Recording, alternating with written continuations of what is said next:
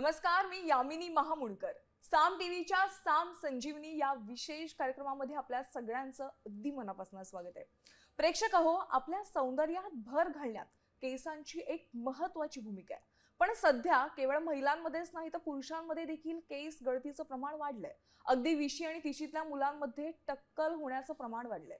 त्यामुळे आज आपण साम संजीवनीमध्ये hair loss, hair fall, hair transplant या विषयावर डॉक्टर निलेश पुंड यांचं मार्गदर्शन घेणार आहोत. सर आपल्या स्टुडिओमध्ये आलेले आहेत. सर आपलं मनापासून स्वागत आहे. नमस्कार. थँक्यू. तर विषयाला सुरुवात करायची आहे, पण त्यापूर्वी मी डॉक्टरांची अगदी तुम्हाला थोडक्यामध्ये ओळख करून देते. डॉक्टर निलेश पुंड हे New Root Hair Clinic Private Limited and I16 रेमेडीजचे संस्थापक आहेत. त्यांच्यासोबत 150 OT टेक्निशियन्स आणि 25 ते 30 डर्माटॉलॉजिस्ट आणि कॉस्मेटॉलॉजिस्ट काम करतात. सध्या देश विदेशात त्यांच्या 15 शाखा आहेत. तसंच येणाऱ्या काळामध्ये प्रत्येक राज्यात किमान एक शाखा उघडण्याचा त्यांचा निश्चय आहे. फक्त हेअर ट्रान्सप्लांट हा उद्देशच समोर न ठेवता त्यांनी वाढता हेअर फॉल, हेअर लॉस यावर केवळ औषधांनीच मात कशी करता येणार आहे या दृष्टीने देखील त्यांनी सुरुवात केली आणि अनेकांना त्याचे परिणाम देखील दिसायला लागलेत. केवळ सेलिब्रिटीजच नाहीयेत तर सर्वसामान्यांचे हक्काचे, विश्वासाचे डॉक्टर म्हणून डॉक्टर निलेश पुंड यांचं नाव आवर्जून घेतलं जातं. तर आज आपण त्यांच्यासोबत हेअर लॉस, हेअर फॉल आणि हेअर ट्रान्सप्लांट यावर चर्चा करणार आहोत. चला विषयाला सुरुवात करूया. सर, जसं मी आता इंट्रोडक्शनमध्ये म्हणाले की 20 आणि 30 वर्षातल्या वयोगटातल्या जे तरुण असतात त्यांना हेअर फॉलचं खूप त्रास जाणवतो. तर त्याचं नेमकं कारण काय आहे? पूर्वी वार्धक्यजन्य व्याधींमध्ये केस लॉस होणे, हेअर लॉस होणे हा एक व्याधी होता. पण आता तो वार्धक्यजन्य नसून अगदी 30-20 मध्ये तुम्हाला हेअरफॉल होताना दिसतोय. अगदी आता 13 वर्षांच्या माझ्या प्रॅक्टिसच्या अनुभवामध्ये मी जेव्हा सुरुवातीला प्रॅक्टिस करायचो त्यावेळेस माझ्याकडे पेशंट्स 40-50 वयोगटातले 70% प्रमाण होतं. आता 13 वर्षानंतर मी बघतोय ते प्रमाण साधारण 70% 20 आणि 30 ह्या वयोगटात येऊन अलीकडं तारुण्यामध्ये खूप लवकर आलेलं आहे. आणि सध्या आता तुम्ही जसं सांगितलं की तारुण्यामध्ये याचं प्रमाण जास्त बघायला मिळतंय. पण केस गळतीपर्यंत ठीक आहे, अनेकांनी केस गमावलेत. 20तले तरुण आहेत पण केस गमावलेले, त्यांना टक्कल पडायला सुरुवात झाली आहे, असे देखील तरुण आहेत. अगदी बरोबर आहे. त्याचे मूळ कारण म्हणजे अनडिसिप्लिन लाईफस्टाईल. पूर्वी खूप डिसिप्लिन सर्व गोष्टी होत्या. त्यानंतर ताणतणाव, पोल्युशन, वेदर चेंज, पाण्यामध्ये बदल, हार्ड वॉटर एक्सपोजर आणि ह्या सर्व गोष्टींपेक्षाही नो एक्सरसाइज ॲट ऑल. ह्या गोष्टींमुळे तुम्ही तुमच्या बॉडीला, माइंडला बॅलन्स न केल्यामुळे तुमचं आज हेअर लॉसचं प्रमाण अगदी 18, 19, 20 हे 70% पेशंट तुम्हाला ओपीडीमध्ये हेअरफॉलचे आज बघायला मिळतात. खरं आहे.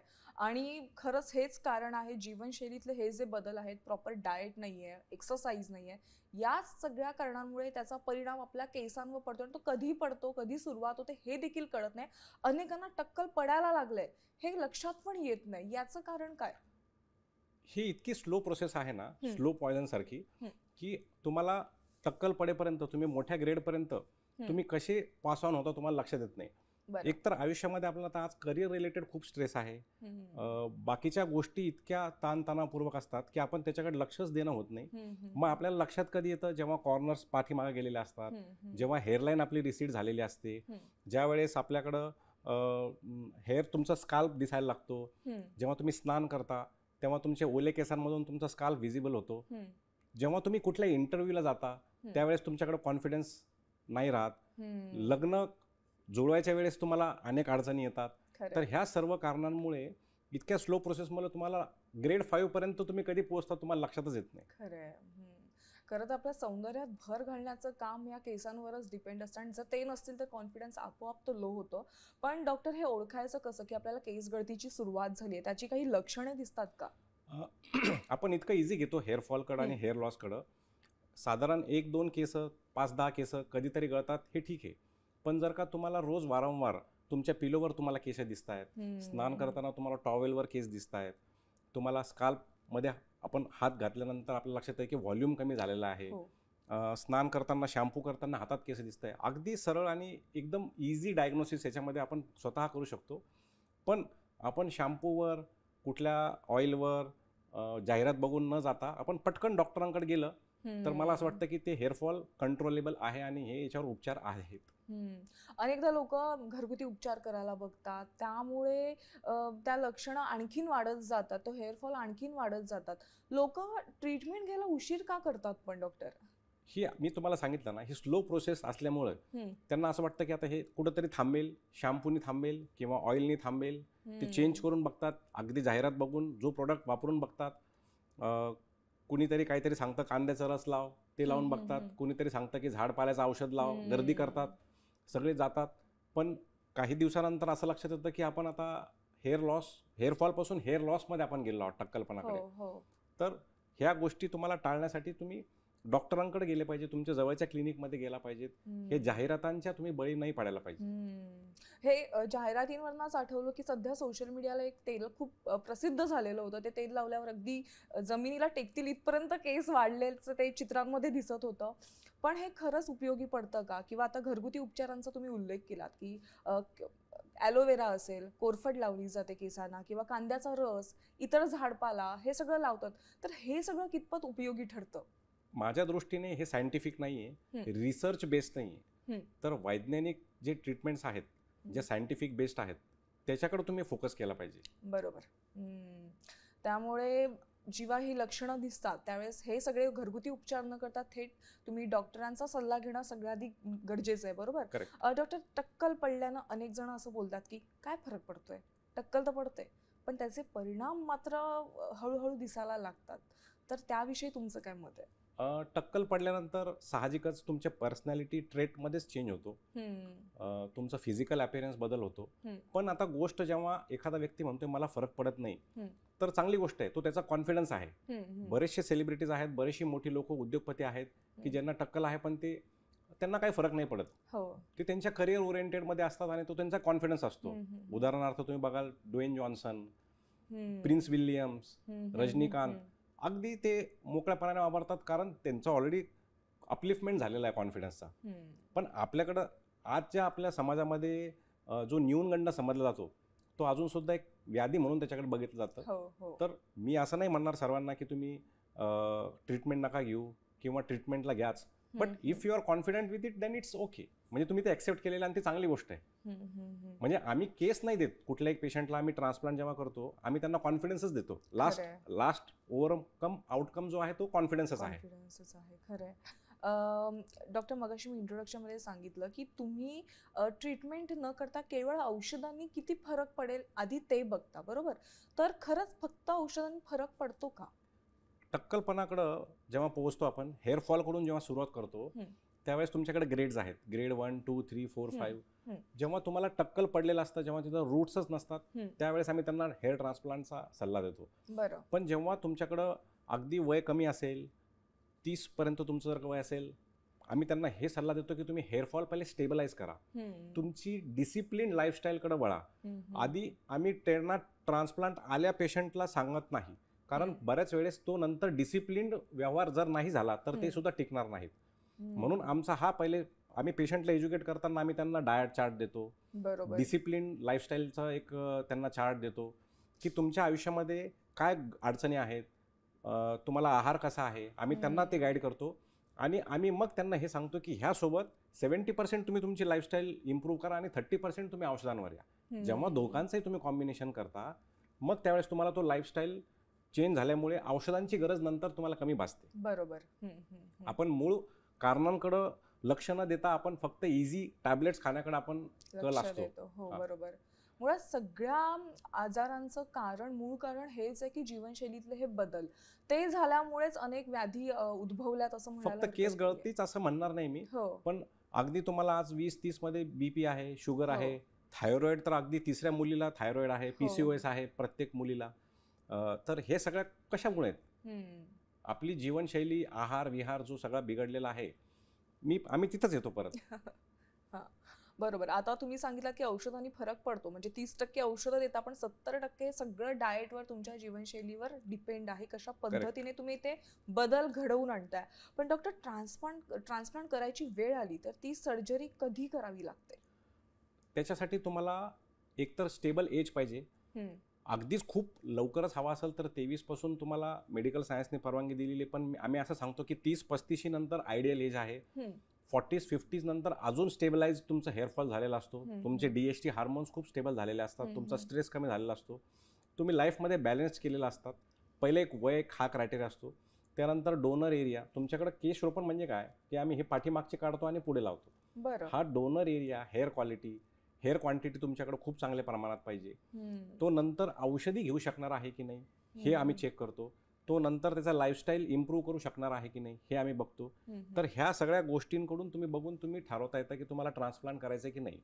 आणि ग्रेड 6, ग्रेड 7, ग्रेड 5 जेव्हा तुम्हाला टक्कल पडलेलंच असतं त्यावेळेस तुम्हाला ट्रान्सप्लांट शिवाय पर्याय नाही.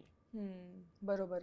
तर डॉक्टर, सध्या बघतोय आपण प्रत्येक ठिकाणी मॉडर्न टेक्निक्स आलेले आहेत प्रत्येक आजारावर, पण हेअर ट्रान्सप्लांटमध्ये सध्या कोणते मॉडर्न टेक्निक्स आले आहेत? हेअर ट्रान्सप्लांटमध्ये आजच्या घडीला 2025 मध्ये मी आत्तापर्यंतची एवढी डेव्हलप टेक्निक नाही बघितलेली की इतक्या. आणि तुमच्याकडे आज व्हरायटीज, आज तुमच्याकडं ट्रीटमेंट्स आणि वेगवेगळे ऑप्शन्स आज अवेलेबल आहेत. वेगवेगळ्या कॉस्टिंगपासून कमीपासून तर जास्तीपर्यंत तुमच्याकडे अवेलेबल आहेत. हो. तुमच्याकडे वेगवेगळे ग्रेड्स, तुमच्याकडे हेअर क्वालिटी अनुसार तुमच्याकडे इन्स्ट्रुमेंट्स अवेलेबल आहेत. तुमच्याकडे आज इतके मॉडर्न टेक्निक्स अवेलेबल की तुम्ही अगदीच 4th-5th डे पासून तुमच्या रुटीनला लागू शकता. बरं. पण डॉक्टर, समजा एकदा ट्रान्सप्लांट केला एका रुग्णाने, हा खूप महत्त्वाचा प्रश्न आहे. अनेकांना पडला असेल की आम्ही एकदा ट्रान्सप्लांट केलं. ट्रान्सप्लांट केल्याच्या नंतर पुन्हा हेअरफॉल होऊ शकतो का? जसं आपण परमनंट नाही आहे तसंच हेअर ट्रान्सप्लांट सुद्धा हे परमनंट नाही आहे. मी सगळ्यांना उघडपणे आणि मोकळ्या मनाने सांगू इच्छितो. हेअर ट्रान्सप्लांटला एक लाईफ आहे, मिनिमम 12 ते 15 वर्ष. जर तुम्ही 20 ते 30 वयामध्ये करत असाल तर तुम्हाला 10-15 वर्षांनी परत एक ट्रान्सप्लांट करण्याची तयारी ठेवा. 40-50 मध्ये असेल तर काहीही प्रॉब्लेम नाही आहे. प्लस हेअर ट्रान्सप्लांटला तुमच्या मेंटेनन्स आहे. जर तुम्ही मेंटेन करणार नसाल तर हेअर ट्रान्सप्लांट करून उपयोग नाही. तुम्हाला 3-4 वर्षानंतर तुमचे परत पेशंट दिसतात आम्हाला की आम्ही पहिल्यांदा केलंय, आम्ही मेडिसिन्स नाही घेतले, आम्ही ही लाईफस्टाईल फॉलो नाही केली, आता परत सेकंड ट्रान्सप्लांट करायचं आहे, पण त्यावेळेस परत डोनर त्यांच्याकडे अवेलेबल नसतो आणि काहीच करता येत नाही. बरोबर. तर आपण स्वतःला असं प्रिपेअर करा की मी आता स्वतःला माझी लाईफस्टाईल इम्प्रूव्ह करतो, मी स्वतः मेडिसिन्स घ्यायची तयारी ठेवतो आणि मग मी ट्रान्सप्लांटकडे येतो. आणि सरांकडनं आपण हेअर लॉस, हेअर फॉल आणि हेअर ट्रान्सप्लांट याविषयी माहिती जाणून घेतोय. सर, ब्रेकवर जाण्यापूर्वी तुम्ही मॉडर्न टेक्निक्स काय आहेत आणि ट्रान्सप्लांट केल्यानंतर केस पुन्हा गळतात का याविषयी सांगितलं. पण ट्रान्सप्लांट केल्याच्या नंतर कशा पद्धतीने त्याचं मेंटेनन्स करायचं, कशा पद्धतीने काळजी घ्यायची याविषयी सांगा. अगदी बरेच जण ट्रान्सप्लांटकडे वळताना एक भीती आधीच असते की आता मी ट्रान्सप्लांटकडे चाललो, आता मला खूप काय काय करावं लागणार माझ्या आयुष्यामध्ये. अगदी पूर्वी जसे ट्रान्सप्लांट्स होते 8-10 वर्षापूर्वी, त्यावेळेस तुमची लाईफस्टाईल हॅम्पर व्हायची कमीत कमी 1 ते 3 महिन्यांपर्यंत. आजच्या काळामध्ये टेक्नॉलॉजीज मी सांगितल्याप्रमाणे एवढ्या ॲडव्हान्स झालेल्या आहेत की 1 ते 2 दिवस तुम्हाला ट्रान्सप्लांटला लागतात, 6 ते 8 तास लोकल ॲनेस्थेशियामध्ये होतो. तुम्ही चालत फिरत घरी जाऊ शकता. 5 ते 6 दिवस तुम्हाला फक्त काळजी घ्यायची, ड्रेसिंग करायचे, अँटीबायोटिक्स घ्यायचे आणि back to the normal life तुम्ही 7व्या दिवशी लागू शकता, न कोणाला कळता. अगदी नॉन शेव टेक्निक सुद्धा आलेले आहेत की जर तुम्हाला कळू द्यायचं नाहीये, जर तुमची लाईफस्टाईल तुम्हाला हॅम्पर होऊ द्यायची नाही, तुम्हाला पूर्ण back to routine, exercise, gym, swimming तिथपर्यंत तुम्ही अगदी इतके छान आहेत झालेले टेक्निक्स की तुम्हाला अगदी कमी वेळात तुम्ही कामाला लागू शकता. आणि सर्वसामान्य जीवन आपण अगदी 7व्या दिवशी करू शकतो, जगू शकतो. 5-6 दिवस स्वतःला आपण द्यायला हवेतच. बरोबर आहे. बरं, एक महत्त्वाचा प्रश्न आहे जो अनेकांना पडला असेल आणि ही भीती खूप जणांच्या मनात असते की हेअर ट्रान्सप्लांट केल्याने त्याचा किंवा त्याच्या औषधांचा सेक्शुअल लाईफवर परिणाम पडत होतो. आता सर्वात आधी मी हेअर ट्रान्सप्लांटचे साईड इफेक्ट सांगतो, मग त्यानंतर त्याच्याशी रिलेटेड मेडिसिन्स बद्दल तुम्हाला मी सेक्शुअल लाईफवर होणारा परिणाम हा एक सांगतो. बरं. हेअर ट्रान्सप्लांटमध्ये शॉर्ट टर्म आणि लॉंग टर्म असे साईड इफेक्ट्स असतात. शॉर्ट टर्म साईड इफेक्ट्स कपाळावर सूज येणे, पिंपल येणे, खाज येणे हे अगदी नॉर्मल आहे. हे टेम्पररी असतं, 4 ते 5 दिवसात चाललं जातं. लॉंग टर्म साईड इफेक्ट्समध्ये जर चुकीच्या ठिकाणी आणि चुकीच्या पेशंटवर जर का तुम्ही ट्रान्सप्लांट झालं तरी सुद्धा तुमचा रिझल्ट आणि तुमचा लुक परमनंट डॅमेज होऊ शकतो. तो येतो रिपेअर करता, पण त्यात मग तुम्हाला अजून जास्ती मशागत करावी लागते जे आपण आधी केलेली नसते. आता येतो मी औषधांसाठी. हेअर फॉलवर होणारी औषधं आणि हेअर लॉसवर हेअर ट्रान्सप्लांट नंतर वापरली जाणारी औषधं जवळपास सारखीच आहेत, फार बदल नाही आहे. त्यासाठी तुम्हाला कॅल्क्युलेटेड डोस वापरावा लागतो. कॅल्क्युलेटेड डोस वापरल्यानंतर तुम्हाला सर्व साईड इफेक्ट्स टाळता येतात. बरं.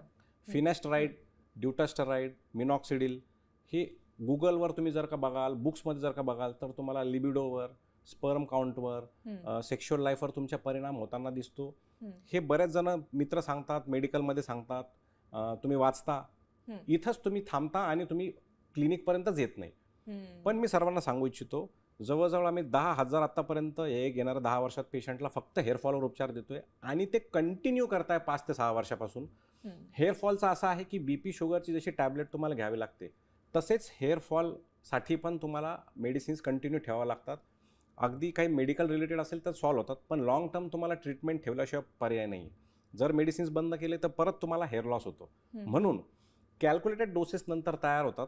DST तुमचा नॉर्मल होतो, तुमचे रिझन्स बॅलन्स व्हायला लागतात, तुमचे हार्मोन्स बॅलन्स व्हायला लागतात. अगदी नंतर महिन्यातले 30 दिवसातून तुम्हाला 7 ते 8 गोळ्या फक्त खायच्या असतात. बरं. मग त्या 7 ते 8 गोळ्यांनी तुम्हाला कुठल्याही तुमच्या सेक्शुअल लाईफवर परिणाम होत नाही. पण हा कॅल्क्युलेटेड डोस येईपर्यंत तुम्हाला डिसिप्लिन पद्धतीने 6-8 महिने मेडिसिन्स घ्याव्या लागतात. हम्म, हम्म, आणि तेवढा तुम्हाला विश्वास ठेवावा लागतो की मला साईड इफेक्ट कुठला होणार नाही. हम्म, आणि प्रत्येक पेशंटचा डोस वेगळा असतो, वयानुसार, त्याच्या कंडिशननुसार, त्याच्या ग्रेडनुसार, किती दिवसांपासून त्याला हेअरफॉल आहे आणि तो त्याची लाईफस्टाईल कशी मेंटेन करतोय. हम्म, हम्म, हम्म. मला वाटत नाही की आमच्या आता बरेचसे आता आमचे क्लिनिक्स आहेत, तर आम्ही अशी ट्रेनिंग दिलेली आहे आणि अशा पद्धतीने मेडिसिन देतोय की हजारातून एखादा पेशंट कंप्लेंट करतो की सर मला आता हा प्रॉब्लेम जाणवतोय, हम्म, तर आम्ही त्याचा डोसही कमी करतो आणि परत रिव्हर्सही होतो. बरं. म्हणजे इतक्या छान पद्धतीने तुम्ही हे ठेवता. आणि मिथ आहे की हम्म, हे असं घेतल्याने सर्वांना मला होईल, याला झालं तर मला होईल, बुकमध्ये लिहिलं आहे तर मला प्रॉब्लेमच होईल. तर तसं नाही आहे. तुम्ही फेस करा, तुम्ही डॉक्टरांकडे जा, हम्म, हम्म, तुम्ही त्यांच्याकडून डोसेस समजून घ्या, तुम्ही घेऊन बघा, तुम्हाला लक्षात येईल की याचे कुठलेही साईड इफेक्ट्स नाही आणि तुमचा हेअर लॉस स्टेबलाइज होतोय. तुम्हाला ट्रान्सप्लांटकडे पण बऱ्याच वेळेस वळायची गरज पडत नाही. हम्म. संपूर्ण हा जो प्रकार आहे हा एका विश्वासावर आहे असं म्हणायला काही हरकत नाही. तुम्ही दिलेल्या Trust building. औषधांवर हो विश्वास ठेवलात तर नक्कीच याचे काहीच साईड इफेक्ट्स होत नाही आहेत. डॉक्टर, पण ही ट्रीटमेंट करताना ही देखील एक भीती असते अनेकांच्या मनात की याच्यामध्ये काही पेन होतं का, त्रास, वेदना, याविषयी काय सांगाल? ज्या व्यक्तीचा सत्वसुद्धा जर का अल्प असेल तर तो सुद्धा त्याला हँडल करू शकेल. इतकी ही पेनलेस नाही म्हणता येणार, पण टॉलरेबल ही अशी ट्रीटमेंट आहे. हम्म, हम्म, हम्म. पूर्ण सर्जरी 8 ते 10 तास चालते. त्यामध्ये तुम्हाला आधी लोकल ॲनेस्थेशिया दिला जातो. जसं आपण टूथ एक्स्ट्रॅक्शनच्या वेळेस लोकल ॲनेस्थेशिया घेतो. अगदी डायबिटीसचे लोक स्वतः इंजेक्शन घेतात इन्सुलिनचे.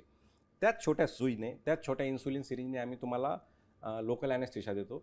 अगदी 5 ते 10 मिनटं पेन असतो, पण तो बेरेबल असतो. आणि थ्रूआउट सर्जरी पेशंट त्याचे मोबाईलमध्ये किंवा गप्पा मारत, गाणे ऐकत, TV बघत बरं. तो त्याची सर्जरी होऊन जाते आणि कळतही नाही. नंतर तुम्हाला अगदी 8 दिवसात 4 ते 5 पेन किलर देतो आम्ही पेशंटला. ते सुद्धा बरेचसे पेशंट परत आणून देतात. म्हणजे मी सांगितलं ना की अल्पसत्व जरी असेल तरी तो टॉलरेट करू शकतो, पण तुम्हाला मात्र डेअरिंग करावं लागते. बरोबर, म्हणजे सहन होईल इतकं हलका पेन असतो. येस बस. Yes yes. सर, जसं पुरुषांविषयी तुम्ही आता सांगितलात की पुरुषांवर केस गळतीवर उपचार आहेत, तर महिलांमध्ये पण आता सध्या केस गळतीचं प्रमाण आहेच, पहिल्यापासूनच आहे खूप. तर केशरोपण हा पर्याय असू शकतो का? आता जसं पुरुषांमध्ये भरपूर टक्कलपणा प्रमाण आहे, जसं आता कमी वयामध्ये व्हायला लागलं आहे, तसंच स्त्रिया पण याच्यापासून काय लपलेल्या नाही आहेत, हो. त्या सुटलेल्या नाही आहेत. त्यांनासुद्धा अगदी खूप हेअरफॉलचं प्रमाण वाढलेलं आहे. पर्सेंटेज पूर्वीपेक्षा इम्प्रूव्ह झालेलं आहे. त्याची कारणं आहेत PCOS, थायरॉईड, डायबिटीज. कुठलीच थायरॉईड आणि डायबिटीजची मी आजपर्यंत म्हणजे पेशंट्स बघितलेत की प्रत्येकाला आहेच. स्ट्रेस आहे त्यांनासुद्धा, लाईफस्टाईल त्यांचीसुद्धा इम्प्रूव्ह नाही आहे, त्यांचंसुद्धा लॅक ऑफ एक्सरसाइज होतं आहे, बरेचसे मेडिकल डिसऑर्डर्स आहेत.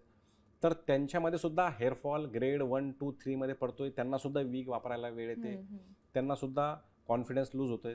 तर त्यांच्यासुद्धा मध्ये सुद्धा हेअर ट्रान्सप्लांट हा एक उत्तम ऑप्शन आहे. पण त्यांच्या हेअर ट्रान्सप्लांटमध्ये आणि पुरुषांच्या हेअर ट्रान्सप्लांटमध्ये बराचसा फरक आहे. त्याच्यात टेक्नॉलॉजी चेंज होते, त्यात इन्स्ट्रुमेंट्स चेंज होतात, त्यात बरेचसे मेथड्स चेंज होतात. जसं पुरुषांमध्ये आहे तसं स्त्रीमध्ये आहे असं नाही. स्त्रियांमध्ये हेअर कट करणं शक्य नाही आहे, कारण त्यांचे केस एवढे व्हायला 1, 1.5, 2 वर्ष लागलेले असतात, 5-6 वर्ष लागलेले असतात. त्याच्यामुळे त्यांचं आम्ही नॉन शेव टेक्निकने हेअर न कट करता DHI ही जी लेटेस्ट टेक्नॉलॉजी असते ती वापरतो. बरं. हेअर ट्रिम करून घेतो पाठीमागच्या आणि तुमच्या वरच्या केसांनी ते झाकवतो. अगदी बरेच माझ्या तुम्ही सोशल मीडियावर, इंस्टाग्रामवर बघाल, यूट्यूबवर बघाल, तर तुम्हाला बरेचसे फिमेल ॲक्ट्रेसेस सुद्धा आपल्याकडे ट्रान्सप्लांट करून त्यांना अगदी उत्तम आपण रिझल्ट दिलेत. तर गरज असेल तर त्यांचं स्टेबल झाल्यानंतर लगेचच पुरुषांसारखं ट्रान्सप्लांट नाही होत, थोडेसे बदल असतात, बट इट्स सेफ, इझी आणि तुम्हाला रिझल्ट डिलिव्हरेबल आहेत. बरं. आता आपले प्रेक्षक देखील बघतात, अनेक सोशल मीडिया स्टार्स असतील किंवा अनेक कलाकार मंडळी आहेत मराठी इंडस्ट्रीमधले, बॉलिवूड इंडस्ट्रीमध्ये, त्यांच्यासोबत तुम्ही काम केलंय. त्यांना टक्कलपणाचा त्रास होता, त्याच्यावर तुम्ही त्यांना मात केलेत त्यांच्या त्या आजारावर. तो अनुभव तुमचा कसा होता? आता अगदी माझ्याकडं सुरुवातीला मिडल क्लासपासून पेशंट्स यायचे, मग नंतर अप्पर मिडल क्लास, मग नंतर पत्रकार, जे पब्लिक फिगर्स आहेत ते, बिझनेसमॅन, ब्युरोक्रॅट्स. तसेच 5 वर्षापूर्वी जेव्हा माझ्याकडं एक एक सेलिब्रिटीज यायला लागले, तेव्हा मला इतकं अजून माझ्या कामामध्ये इम्प्रूव्हमेंट करावं लागलं. कारण की हा फेस आज सगळं जगांबरोबर हा दिसणार आहे. जर त्यात काही चूक झाली तर आज जी माझी प्रॅक्टिस आहे ती पण कमी होऊ शकते, ही मला सुरुवातीला भीती होती. पण झालं असं की त्यांच्यामुळं मी माझ्या कामात इम्प्रूव्ह झालो आणि इतके छान रिझल्ट्स देऊ शकलो की ट्रान्सप्लांटमध्ये बऱ्याच वेळेस काय होतं की नॅचरल रिझल्ट तुमचे तुम्ही नाही देऊ शकत. लक्षात येतं, लाईन दिसते किंवा अननॅचरल पद्धतीने आर्टिफिशियल दिसतं. तर परत ॲक्टरला घरी 1 महिना बसताच येत नाही. 3-4 दिवस हार्डली ते बसू शकतात. कमी वेळामध्ये खूप चांगलं पटकन कसं बरं करून त्यांना मला कॅमेऱ्यावर त्यांना सेटवर कसं उभं करता येईल, ती एक माझ्यासाठी चॅलेंज होती. ती एक इम्प्रूव्हमेंट झाली. त्याच्यामुळे ते सगळे प्रोटोकॉल्स सगळ्या पेशंटला लागू झाले. आणि मग एका सेलिब्रिटीला बघितल्यानंतर दुसरे, मग तिसरे, असे जवळजवळ आज 25 ते 30 आपले मराठी आणि बॉलिवूडमधले आता असे कव्हर झालेले आहेत. आणि जेव्हा मला कुठल्या ॲक्टरचा कॉल येतो तेव्हा असं मला वाटतं की तो एक माझा पुरस्कार आहे. बिकॉज ते जेव्हा आपण पोचपावती आहे खरं तर. जसं तुम्ही आता न्यू रूट्समध्ये काम करताय, तुम्ही त्याचे संस्थापक आहात आणि गेल्या अनेक वर्षांपासून जवळपास 10,000पेक्षा जास्त रुग्णांना तुम्ही तपासलेलं आहे. तर केसांची काळजी कशा पद्धतीने घ्यायची यावर तुम्ही आपल्या प्रेक्षकांना काय सल्ला द्याल? मी सर्वांना आज हे सांगेल की हेअरफॉलवर मात करता येते, हेअर लॉसवर सुद्धा हेअर ट्रान्सप्लांटने मात करता येते.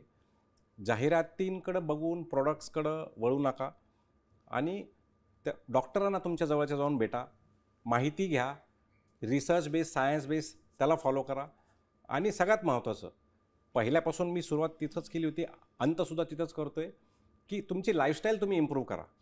कारण की हेअर, स्किन, तुमचे ऑर्गन्स, तुमचं शरीर, हे सगळं तुमच्या लाईफस्टाईलवर डिपेंड आहे. हा सौंदर्याचा एक भाग आहे.